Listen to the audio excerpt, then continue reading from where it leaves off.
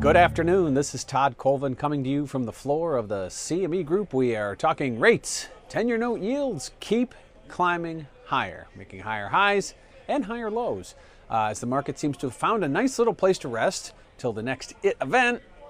Somewhere between 260 and 270, we've been able to settle, and we've kind of maybe traded a little bit sideways and found that is going to be our new resting place, at least for the time being, until either something happens outside of the market or something happens in equities, or something happens overseas, and there's a lot of what ifs, and the government shutdown could be over, we could be extending it, the debt ceiling, all that stuff, and then you add in the Fed on top, is probably a catalyst to a move coming in Treasuries. But the move has been steady. It has been since the middle of December. It has been straight up. It has been, in yield terms, it has been one that is really not driven the yield curve all that much, despite the fact that we have seen the back end of the curve pick up some pace on its yield. The front end is keeping pace as well, as it expects more rate hikes coming from the Fed. So right now, with the consolidation point at 262-ish, where we are right now, between 260 and 270, suggests to me that we're going to see a breakout, whether it's above 275 or if we get back down below 255, that'll be or back below 250. Really, those are the levels you want to be careful of.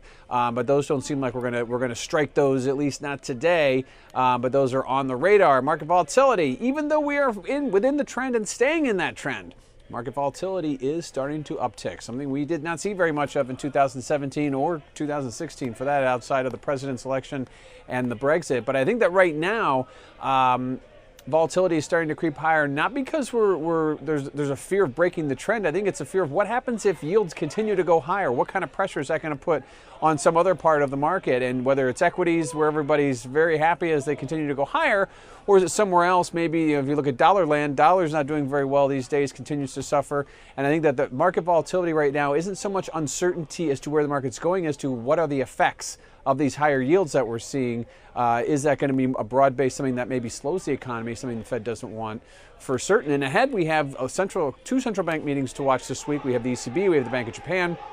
Both will continue to probably talk about withdrawing stimulus without actually raising rates or doing anything. No knee-jerk reaction here, but they will talk about maybe following in the Fed's footsteps, maybe 18 to 24 months behind them. So those will be on the radar. Earnings still coming, big names coming down the pipe this week, as well as fourth quarter advanced GDP, a number that is watched with great interest in the market.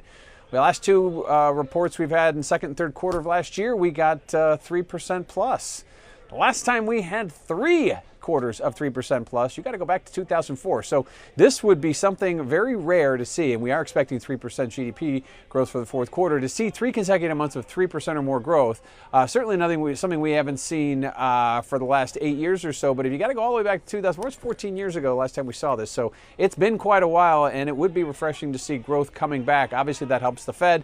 It gives them a little bit of ammo if they want to continue to raise rates and not be fearful of what it might do to the economy. And likewise, it is expectations that were set in stone, or at least etched in stone, when President Trump decided to talk about tax cuts and then bringing them to a reality earlier this year, or in late December. Those are the things that have really kept this market moving and will spur and stimulate more growth. Not only that, on a global scale, we're expecting growth to continue, led by the U.S. So these tax cuts I think there was a lot of argument and debating over whether they'll be good or bad, and it seems that after the fact, they're going to be very good, and seeing GDP for 3% higher for 3 consecutive quarters, that's one reason to say that they're good. So Treasury yields right now reflecting a little bit of risk, but I think there's a lot of uncertainty still being priced into the market, whether it be directional or how the market is going to react to life with higher yields. We've been living in a low yield environment for so long.